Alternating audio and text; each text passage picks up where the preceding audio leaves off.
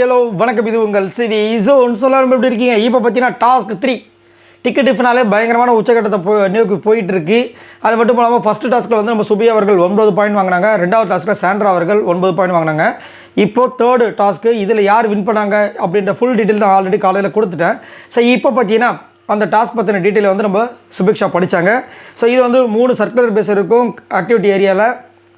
அதை வந்து அது கூடயே சுற்றிக்கிட்டு அதை கழட்டணும். அதுக்கப்புறம் ஆப்போசிட்டில் வந்து அதே பேஸை வந்து திரும்ப வந்துட்டு ஸ்க்ரூ பண்ணணும், டைட் பண்ணணும். அதுக்கப்புறம் அங்கே பசில் கொடுத்துருப்பாங்க. அதை வந்து கரெக்டாக அந்த ஃபோட்டோ பார்த்து செட் பண்ணணும். யார் குறைவான நேரங்களில் முடிக்கிறாங்களோ அந்த குறைவான நேரத்துக்கு ஏற்ற மாதிரி வந்து பாயிண்ட்ஸ் அப்படியே வரும்.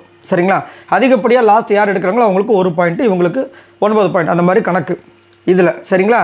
இப்போ யார் யார் போக போகிறாங்க? 3 பேரை பங்கெடுக்கணும்னு சொல்கிறாங்க. 3 பேரை வந்து சொல்கிறாங்க. அதில் ஃபஸ்ட்டு வந்து திவ்யா அரோரா சபரி, ரெண்டாவது விக்ரம் சாண்ட்ரா கமருதீன், மூணாவது விஜே பார்வதி, சுபிக்ஷா வினோத். இவங்க முடிவு பண்ணுறாங்க. அதை சொல்லி முடித்தவொடனே சரி ரெடி ஆகிட்டு வாங்க அப்படின்னு சொல்கிறாங்க. அப்போ வந்துட்டு என்ன பண்ணுறாரு நம்ம வினோத் வந்துட்டு பக்கத்தில் சபரி உட்காந்துட்டுருக்காரு. இப்படின்னு பாக்ஸிங்க்கு ஒரு ஸ்டெப்பு போடாரு, அதை ப்ராக்டிஸ் மாதிரி அது பண்ணும்போது டக்குன்னு இப்போ லைட்டாக பட்டுச்சு சபரி கையில். மச்சான் பார்த்து விளையாட மச்சான் அப்படின்றார் அவர். ஏய் கை உண்மையில் படவே இல்லைடா அப்படின்றார் அவர். மச்சான் வலிக்கிற எனக்கு தானே தெரியும் சபரி சொல்கிறாரு. டேய் சத்தியமாக உன் மேலே படவே இல்லைடா. ஐயோ இனிமேல் பேசுகிற எப்பா அப்படின்னு சொல்லிட்டு அவர் கிளம்புற. டேய் ஏன்டா குழந்த மாதிரி 5ஆம் கிளாஸ் பையன் மாதிரி பண்ணுறதுக்கு வாடா அப்படின்றாரு. எப்பா உன் சங்காத்துமே வேணாம்ப்பா அப்படின்றாரு.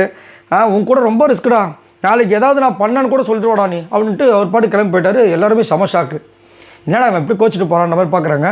இன்னொரு பக்கம் நம்ம திவ்யா வந்து வினோத்தை வந்து கிண்டல் பண்ணி வினோத்தை நான் செம காமெடி அப்படின்றாங்க. இது 2 பேர் மேலே தப்பு இல்லை. அவர் இப்படி பண்ணும்போது லைட்டாக பட்டிருக்கும் போல இருக்குது. கமல் அது சபரி மேலே பட்டதை நம்மளும் பார்த்தோம். அவருக்கு ஆல்ரெடி வந்து காலையிலேருந்தே பார்த்தீங்கன்னா சபரி வந்து அந்த கை பெயினாக இருக்குன்ற விஷயங்களை அவர் பார்த்துருப்பீங்க. நிறைய இடங்களில் சொல்லிட்டு இருந்தப்போ ரொம்ப வலிக்கும், தனியாக உட்காந்து கஷ்டப்பட்டுருப்பார். ஸோ அதில் வந்து லைட்டாக பட்டவுடனே வலிச்சிருக்கலாம்.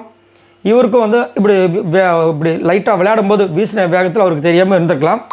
அதுக்கான இவ்வளோ கோவப்பட தேவையில்லை. பட் அப்படியே கோவப்பட்டு போகிறாங்க. நிறைய பேர் வந்துட்டு வினோத்தை பார்த்து சிரிக்கிறாங்க. பட் இருந்தாலும் வினோத் கொஞ்சம் பொறுமையாக போனால் இன்னும் நல்லாயிருக்கும். ஏன்னா நம்ம வந்து நம்மளோட வீக்னஸுக்கு வெளியே காமிச்சிடக்கூடாது.